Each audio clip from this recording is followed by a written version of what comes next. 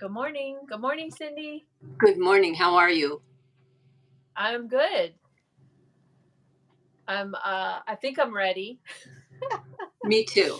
Yeah. So welcome everyone. This is our fourth shop hop, I think. And hop is appropriate today because we're going to make kangaroos. Well, we're going to talk about what is needed to make kangaroos. I did that already. Okay. So we are really enjoying the shop hops because there's a backlog of projects that I can't get to make tutorials for all of them. So this is a great way to cover the project, at least in terms of materials, and talk about techniques. This summer we are having 3 shop hops in which I'm sharing armatures, and this is one of them. And this is a great armature to share because it is a little bit more complicated than most other animals, because as you'll see when you deep dive into kangaroos, they are weird. There's a lot to figure out that is very different from other animals. So Cindy wrote in and asked about a kangaroo, and Cindy, did we talked about whether you wanted to make a red or a gray kangaroo? Great. Mm-hmm. Gray. Yeah, I like them too. I really like the coloring and I'm going to cover both. I'm going to cover supplies for both. But the first thing that I'd like to do is to go over the armature. And I'm actually going to make it because it is not the same as our regular, our usual 4-legged creatures.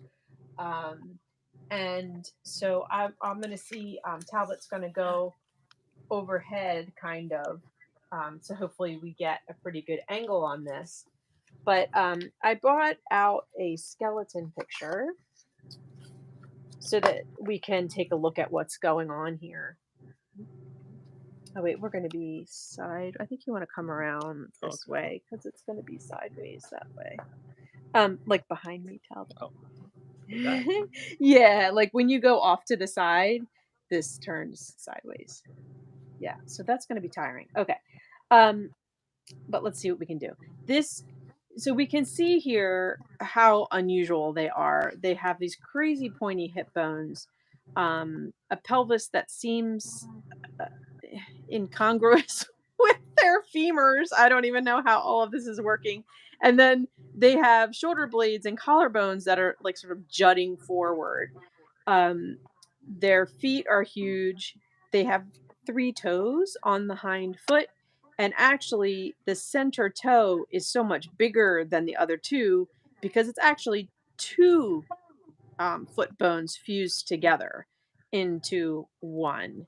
And then they have this extended, gigantic tail that I wanted to make the armature so that it was completely in line with the spine, a continual vertebrae for the strength that's needed to hold the kangaroo up. So here is the armature, and I am going to make this real time for you guys. So this could be a T-Rex dinosaur. yeah, they're really, really interesting.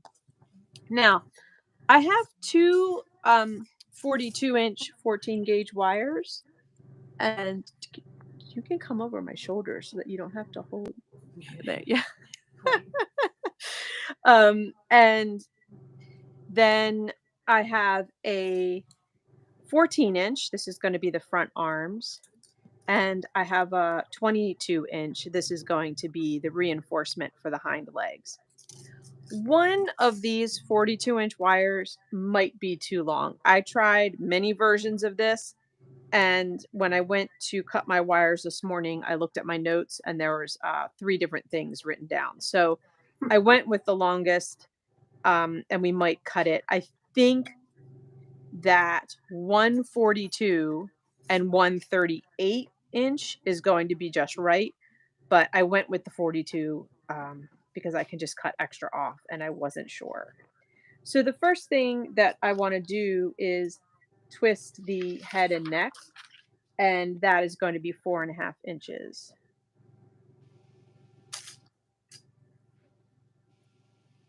Talbot, you're getting love for the camera. Yeah, Talbot is having to like really like hold his arms up in space here.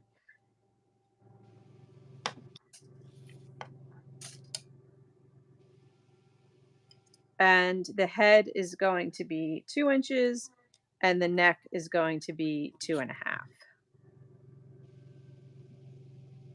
I'm not typing these into the comments, but I will put it into the video description. The armature Okay. instructions. And I will share a sketch like I did last time. I think that was really helpful. Now this is where the center, the front legs are the 14-inch wire. Whoops. And we need to find the center of it. And then this is a back reinforcement and the hind legs or the tail. I forget which. I'll tell you when I get there. But we need to find the center of these 2 wires and put them together like this. So it's the same step that we usually take, except I'm using 2 wires. And so I put all of the mountains together. And then I want to twist these, the 2 that we just added, as if they are one with this. And I go 1, sort of 1.5 times until this 14-inch wire is pointing down. Then I'm going to bring these 2 together. So we're going to do the same thing on this side. And I always twist internally. So in towards the center of the beast. Then I'm going to point the 14-inch one down and bring these 2 together. Took a long time to make sure how to twist properly. Yes. Getting the twist even is so important. And for some reason, for people on the shoulders, that is the spot that people have a hard time marrying those wires together evenly. I don't, it does take some practice. Now I want to bring these 2 together, just like we do our usual back. And then the torso is going to be somewhere between 5 and 5.5 inches is safe, from the front leg to the end of the twist. That's a lot of wire. It's a lot of wire. All right, so I'm good right there. Now, I think in the past, I want the longer wire to be the hind legs. And this is where I think, whoops. This is where I think maybe I have a couple of extra inches. I definitely do have a couple of extra inches. So that second wire that we added when we did the shoulder twist, I think it could be 38 inches instead of 42. So we'll see where we are what we have to cut off of this. These 2 shorter ones become the tail. And so building the armature this way gives you great support and structure through the back and through the tail. Yeah, so it'll sit up better. It'll sit up great.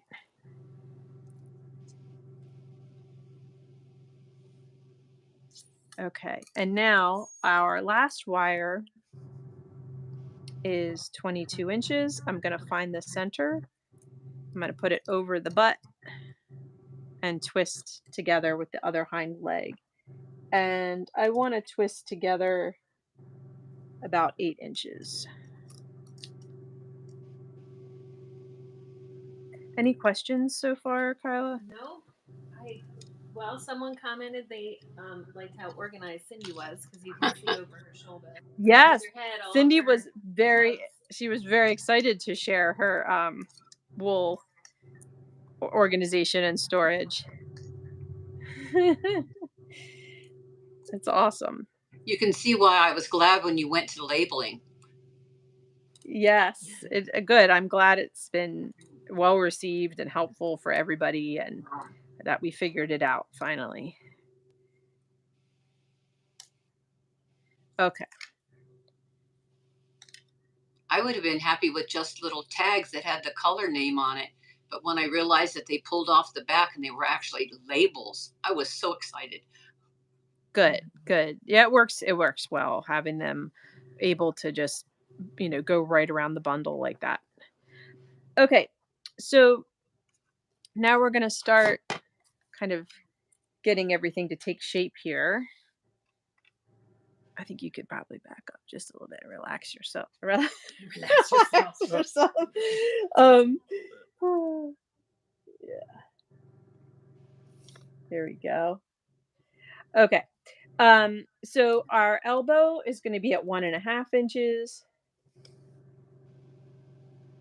And then we want the length of this arm to be 2.5 inches with the loop. So I'm going to just hold this down here from the elbow and put a loop in. And I probably would shorten that up a little bit.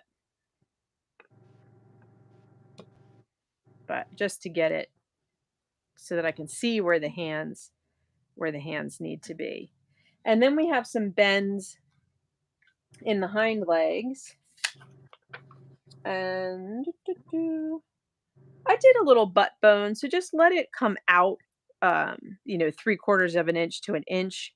And that gives us a place to wrap the 22 gauge wire to make the pelvis.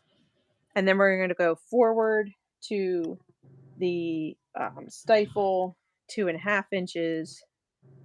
And then back to the hock, 3.5 inches.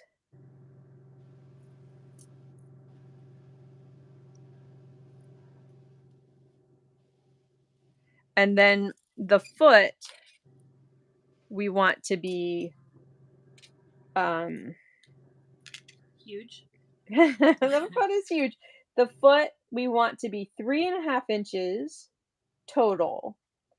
So I'm going to let one of these wires, the short one, actually, you know what? I think we want almost all of this wire. You're going to check your measurements. I think I'm a little wacky on that. There we go. Make sure everything's good. I'm moving along a little bit. And then I want this in total to be 3.5 inches. So I'm going to cut the wire. Sorry, I got to grab the pliers. I'm going to cut the wire at 3.5. And I'm going to let this be his big toe.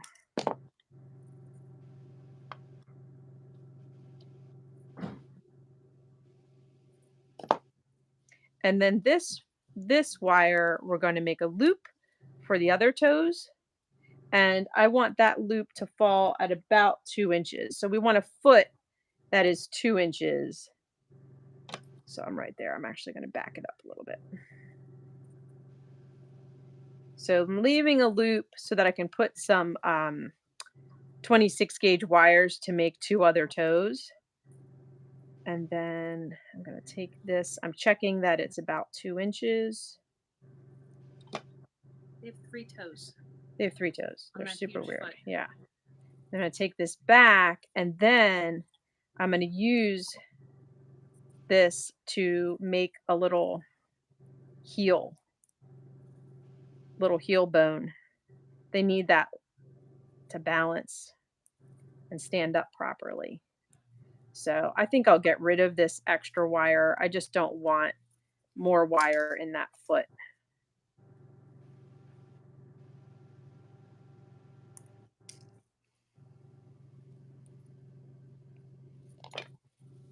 So that's how I designed the foot. So we want this to be 2 inches. So that's ready to come around. I don't have enough on this one to make the heel. Not sure how that happened, but I can add it with the 22 gauge wire. Apparently guinea pigs have the same hind foot. Huh. that's cool. Okay. So now we're going to. All right. I think you can switch to more of like this kind of angle. Just Sure. back up a little bit. Yeah. It'll adjust. There we go. Yeah, that's good. So I'm going to show how I did this pelvis with the 22 gauge, and it's really just getting it going in here. And then I think I said 1 inch. So you just make this pointy. Because if you look at them, they're super deep. They're super deep in their hip. And that's what we're trying to help out with the wire. You don't have to make a wire pelvis. It's a little bit of an extra step. So after I make this point, I'm going to let this loop down about 3/4 of an inch in a wider loop to make the butt bone. And then this goes down the leg.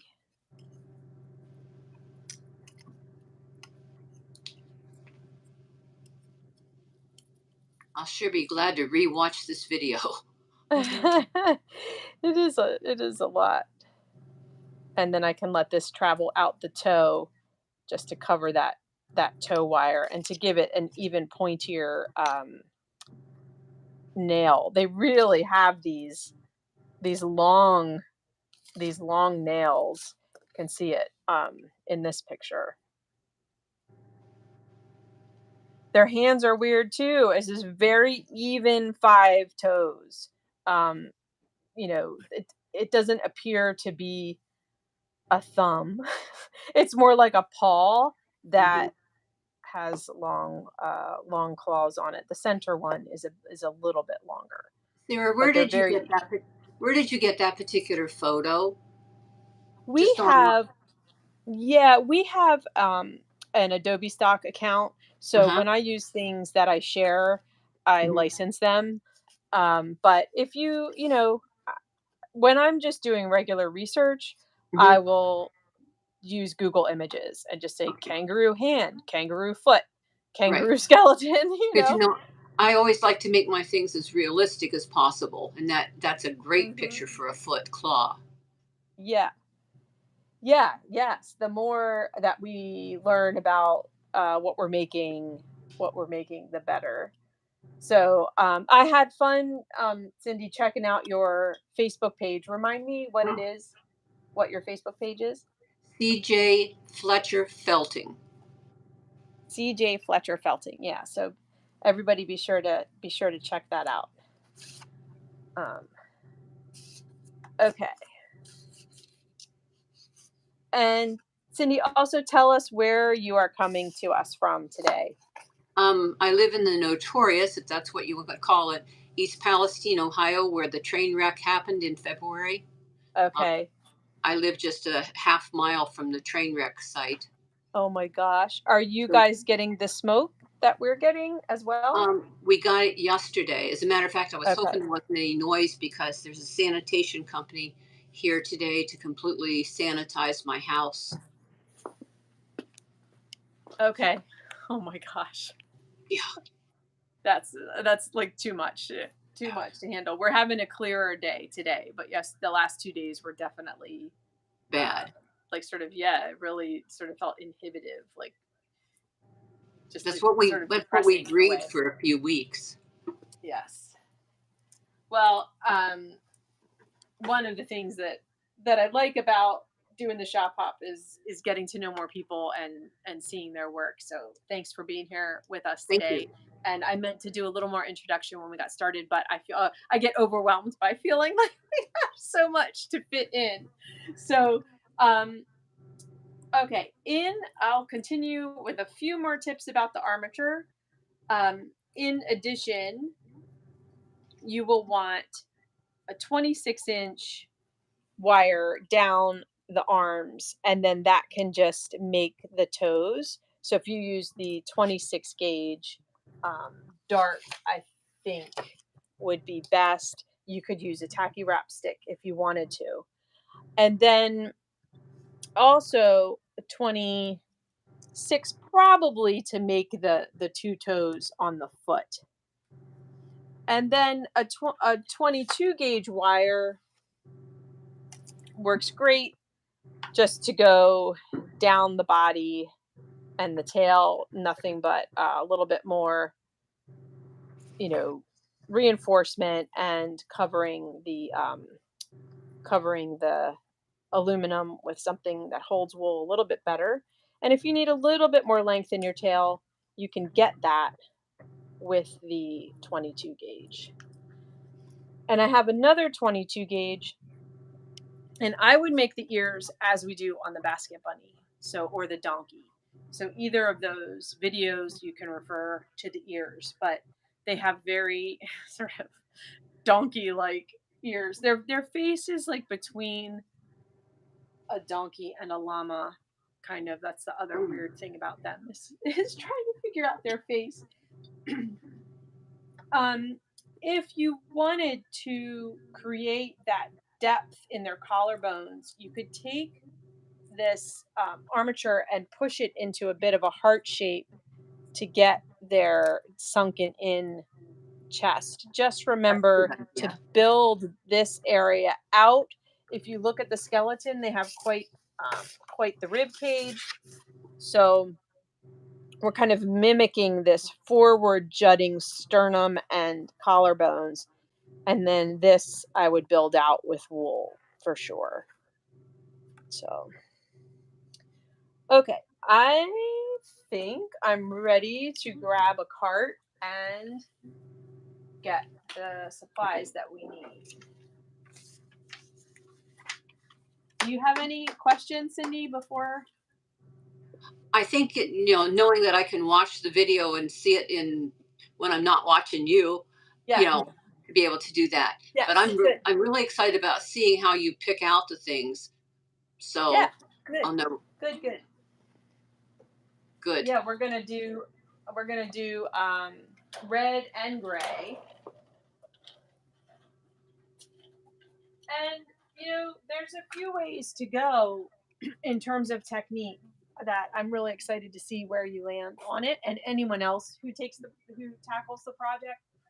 So we're gonna have 14 gauge wire, which is what I used for the armature, and 22 gauge and 26 gauge. That is our wire selection. So in terms, Sarah, the thinner wire, I have a lot of it, but I don't have the gauges on it. When it comes, how do is that ever going to get a sticker on it to tell you what gauge? Good idea. Because they're so close, some of them. Yes. We don't have 32 gauge black, right? No. Okay. So the 32 gauge, we only have in white.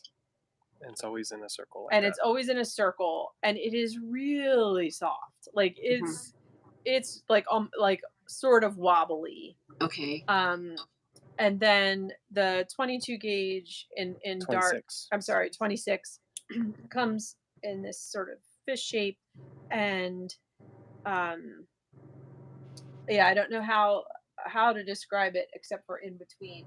And then the 22 comes straight, and they are definitely that key right there. Those three factors will help me decide what it is when it comes. That's great. Okay, yeah, good. But yes, we can. Whoops, I'm keeping that. We can aim. We can shoot towards that. We also have the 22 gauge in brown. Totally could work. Could work as well. I do like to use a wire color that matches the end tips. So I would go dark if you can, as opposed to light. I have a lot of Sarafina wire. Good. And let's talk about the coloring just a little bit, since we're going to be picking out colors. There's a huge variety. So I sort of whittle that down by what do I like? How do I want my kangaroo to look? So for the gray, I love how they're light on their bellies, and then they've got this sort of dun colored coat on their back. And I love the ones that have the dark tips on their feet, tail, and ears. So not all of them present like that, and I don't know if that's an age thing. Sometimes animals are darker when they're young. Thanks, Kyla. And then someone asked to see this as well. Oh, okay. If it'll help. Okay. And then they kind of lighten up as they get older. Mm-hmm. But I'm going to pick coloring with those dark points in mind because this is my favorite coloring. The red kangaroo does sort of the same thing, but it's this like, it's a more of a rust color. And some of them do not have dark tips on their hands and feet. They just go light. So we have to make a choice. So this I actually made, gosh, over a year ago. I started to develop the Kangaroo as a Felting University project. So, yeah, the last couple of days I've just been trying to recreate this armature. But I didn't get very far. I think the next thing I would do would be put a big pillow to build out the rib cage and chest, and then you got to start wrapping this to get that bulk that they have on their butt, encapsulating that whole those whole pelvic bone area. Okay, so we have our wires, additional tools, your normal felting tools, the Face Ace and Zuli tool would be helpful for sure. While we're here, we have some core wool over here, and I'm going to grab charcoal. We try to keep Carob in stock, but it's a process.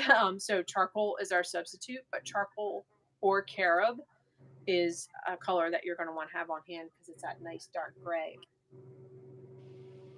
So in terms of technique, I'm looking at the supplies as shingling. It depends on how fuzzy you want them to be, because then they have a lot of variation in their actual coat that the picture of the foot really shows it. Let me show it. Okay. And so another way to go would be to felt rather tightly and reverse needle, because when you reverse needle, you can pull out colors underneath. But if you look at this, you can see how salt and pepper their coloring can be. And the reverse needle is great for that. And I'm a tight felter, so that would work well. Yes, you are, exactly. So we're going to make sure we have some reverse needles on hand. And so I have the start of my core wool. I'm actually going to go this way and get more core wool. I need to come shopping there. Oh, it'd be so much fun. There's nothing like, being able to touch everything and feel everything. Oh, it's distracting. Someday we'll have the puppy here.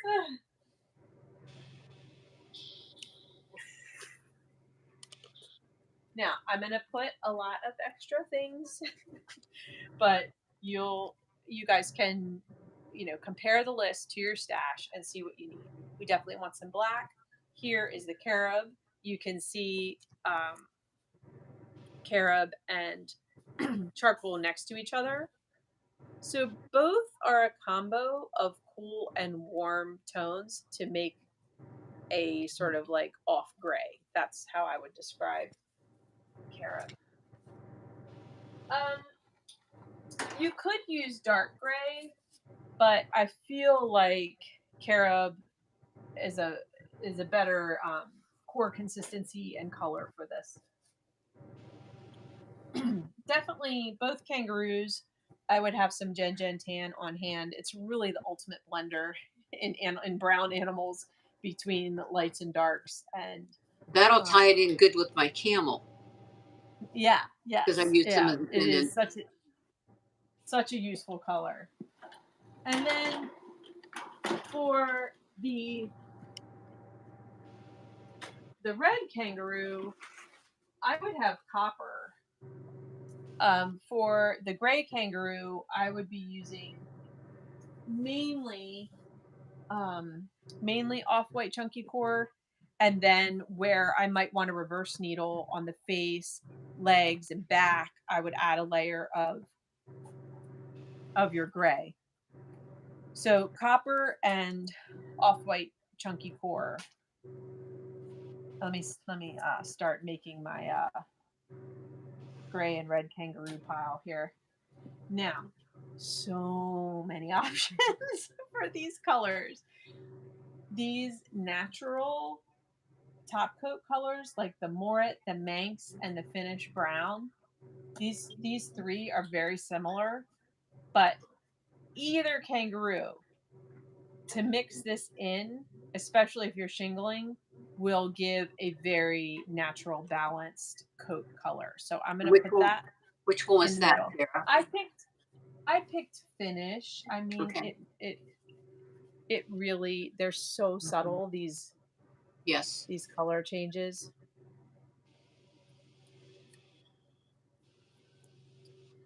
Okay, Shetland brown black is a great natural dark. It's a great natural black color.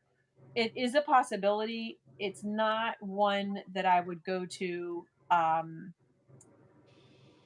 would prefer to use one of the house carded, like Seal Brown, just because it has a little more control than this. This is going to be a little longer, but I'm going to put it in the cart anyway.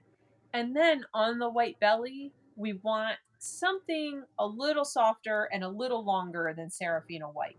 So we have a white Polwarth, or when we go around the corner, I'm going to grab water chestnut. I would say either or, you don't need both. But that would be for all of this, like Underbellies. shaggy white belly. Now, I did not address the Joey because, okay, so when I've made them with a Joey in the past, I made a super creepy, like, Joey. It's just like a Joey head on a stick because it's really hard to make the whole thing that tiny that it's Yes. going to curl up right and fit in there. So that's what I did. I'll make a little would be a Joey fun- head and paws. Yeah. It would be a fun challenge to try to make the whole Joey. And then I made, and of course we can't make elasticity, right? But I did just make a great big taco, a really well felted taco to make the pouch. That's how I did it in the past. The creepy Joey head on the stick. It is a creepy Joey head. Now, okay, for the gray kangaroo, I love Dun. It has gray and tan in it. It's a really beautiful color. This is a horse coat. So this is going to work great on the head, the legs, like anywhere that you need tight felting, direct felting. It can also be shingled or used in a longer coat application. But in addition, I think that Burro Grizzly is going to be one that goes both ways, right? Grizzly's going to warm up your gray kangaroo coat, but it's also going to gray out your red kangaroo coat.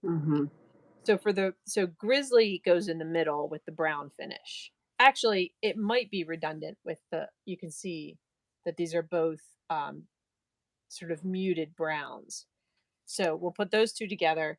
Then on the red kangaroo side, I'm going to put buck and I'm going to put chestnut. I think it might be a little too red, but I'm going to put it in there. And then on the gray kangaroo side, I'm going to put dun and burro. And I have managed to bury my list.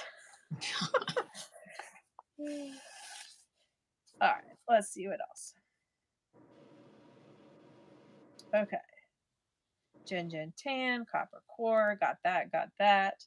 And then we're just going to go down the lane here and grab the water chestnut and then I will go over everything, but I think that's about it.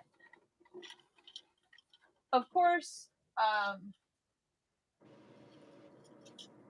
I'm always a fan of the skin tones as well.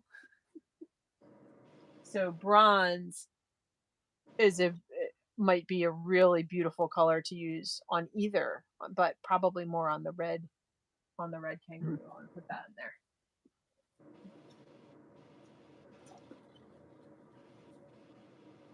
And then this is the water chestnut. It's a little bit warmer than, here, I'm coming out where the light is a little better. A little bit warmer than the white Polwarth. So you can get a slightly like more, a little warmer, off white color. Yeah. Alrighty, let's go look at our stuff.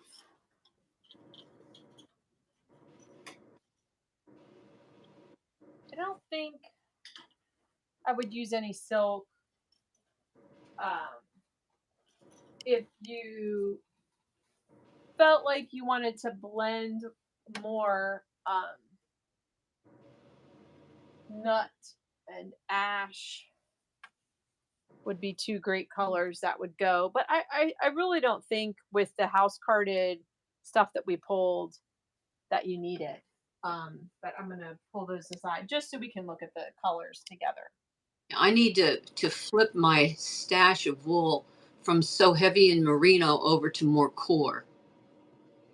Yeah, core and top coat give you really good options.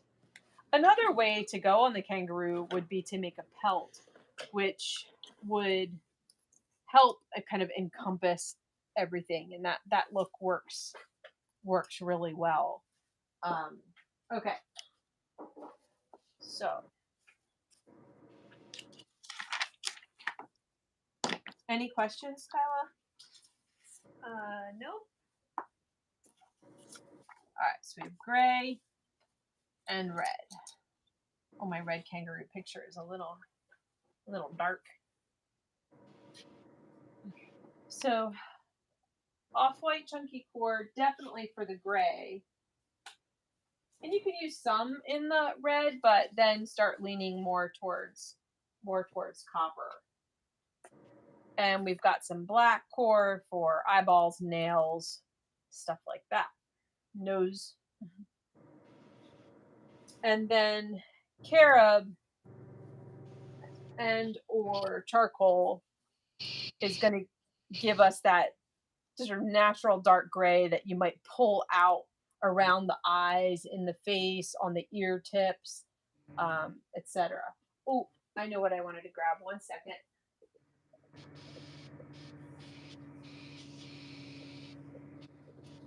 I meant to grab seal brown for those dark foot and hand tips.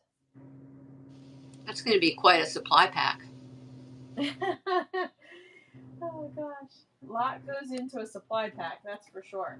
Okay, so for the gray kangaroo, I have burro done, and then we have brown Finnish and or Grizzly, and for the red kangaroo, I have buck, bronze, and chestnut. Now, you don't need all of these. I'm just showing what someone was mentioning, how helpful it is to see colors next to each other. So I'm just sort of showing a range of options. This I feel is a little too red. For me personally, I wouldn't choose that. Even though I might see it in the images, I think I would lean more towards these colors. I'd probably card some of it, hand card it just to blend a little. Yes. So JenGen Tan, great on face, chest, like the bottom of the feet. I'm going to put that in the both pile. And then I picked up the Black Shetland as another possibility for dark points. And then for white kind of furry areas, we have water chestnut and white Polwarth. I would maybe even blend those together. So I feel like the gray kangaroo has a little more white in the pictures that I saw anyway. Ash and nut are more options for blending in colors, but the house carded, like, this is probably in here. You know, these the whole point of these is to give you a color that is very close to the representation of what you want to make. And then I'm working backwards to our 14 gauge wire, a dark 22 gauge wire, and a dark 26 gauge wire. Would you wax the toes?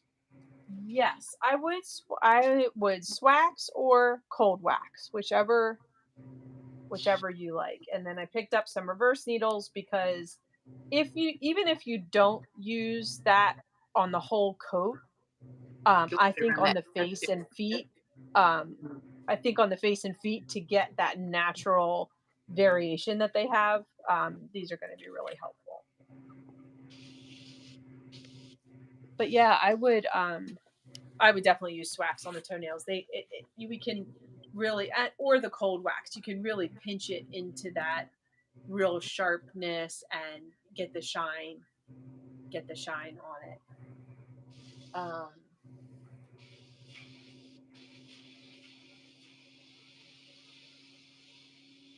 I wrote down some features which I pretty much talked about. Talbot and I were noticing that one of the things Talbot noticed that one of the things that makes the kangaroo kind of unusual in its face is that its eyes are more forward facing than most than kind of similar animals. So it gives them an interesting human-like appearance. Also, they're like that too, that marsupial. Their eyes are more forward. Yes, so definitely pay attention to that. They have a nice, really square jawbone, and yeah, their face is so, like, I kind of feel like it's deer or sort of alpaca like, but then it's totally its own features. Thing, really. What's that? It has kangaroo features. Exactly. It's helpful, I guess, to think of other projects because of the techniques that you might use or be familiar with. But it's going to be a really fun project, and I feel like with donkeys and camels, like, some animals just have so much character that makes them really fun. Want to see mine? Yes. I'm going to look backwards at my screen. Or, Kyla, if you want to spin that around. That's fine. Yeah, show us some things. That's I would think posing.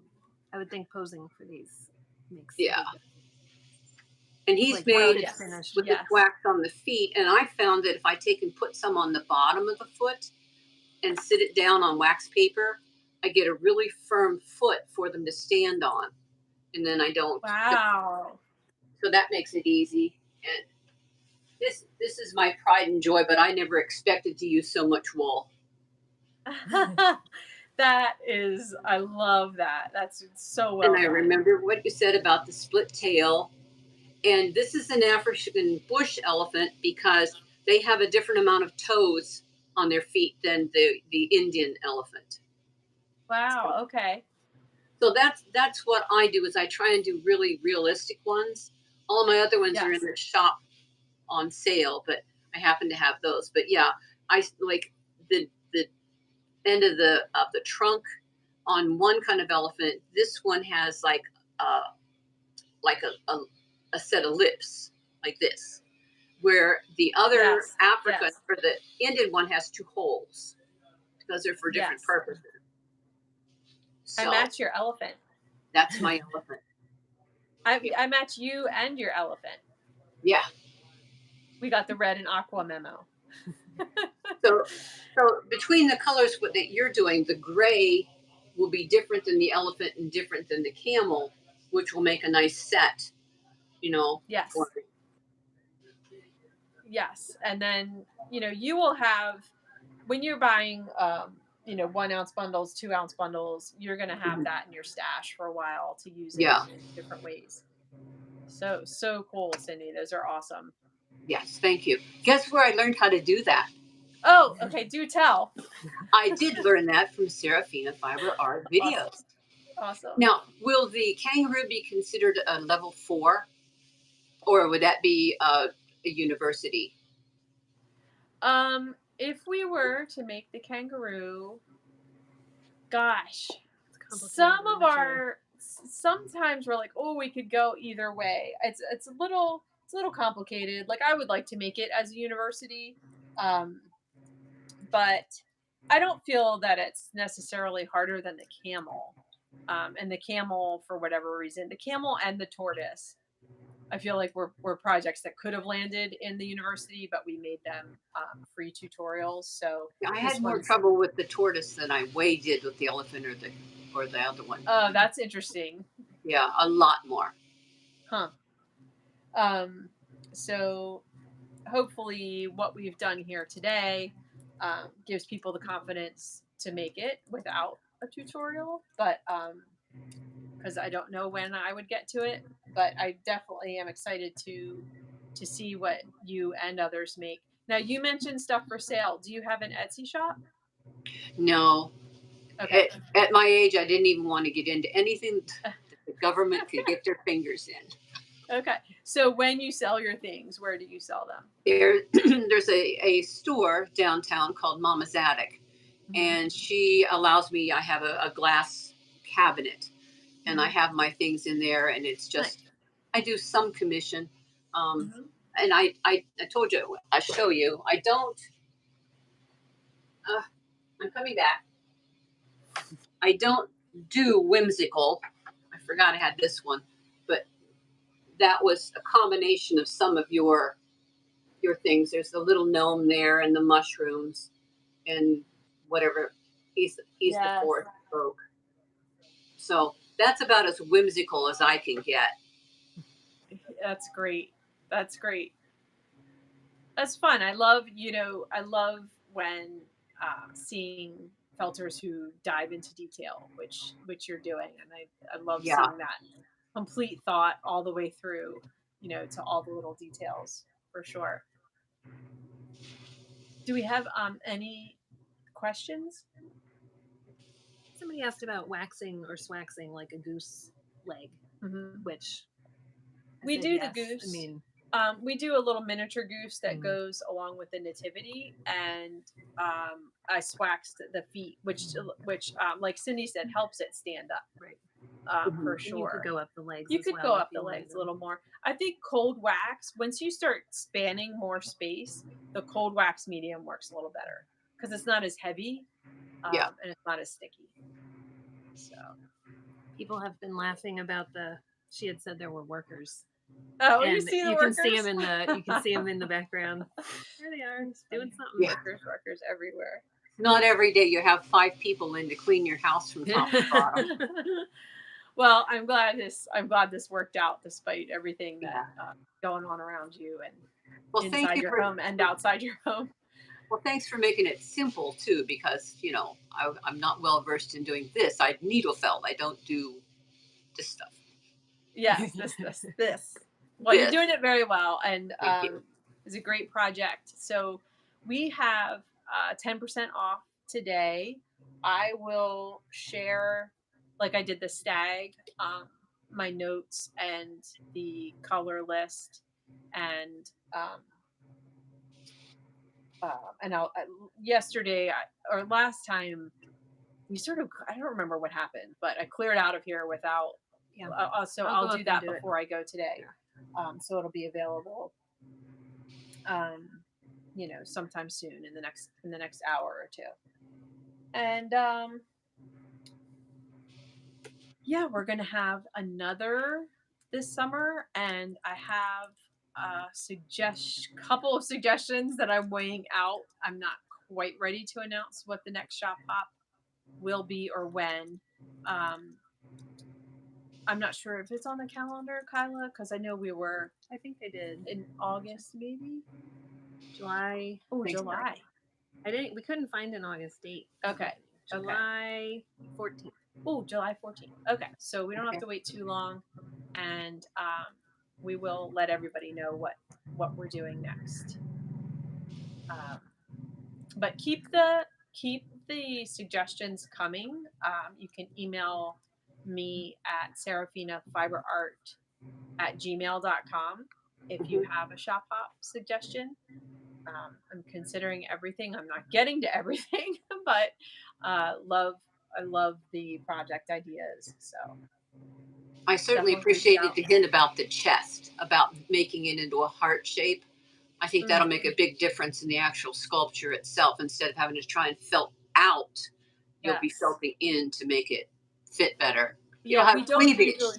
we don't usually do that to our armatures. But I do think that will help. Anything skeletal structure wise that I can make happen in an armature, I try to do without getting too, you don't want jiggly wire, you don't want tons Right. of wire. So, Sarah, mhm.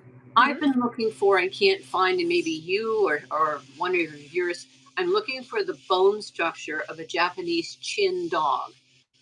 We have one. I want to make one, but their bone structure is so different because they've got those hunched, the shoulders come out, and I cannot find a skeletal picture of that dog. Japanese chin. Mm-hmm. I'm picturing something sort of.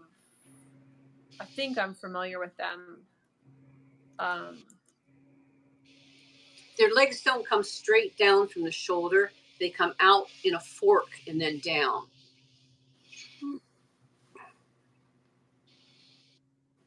Huh.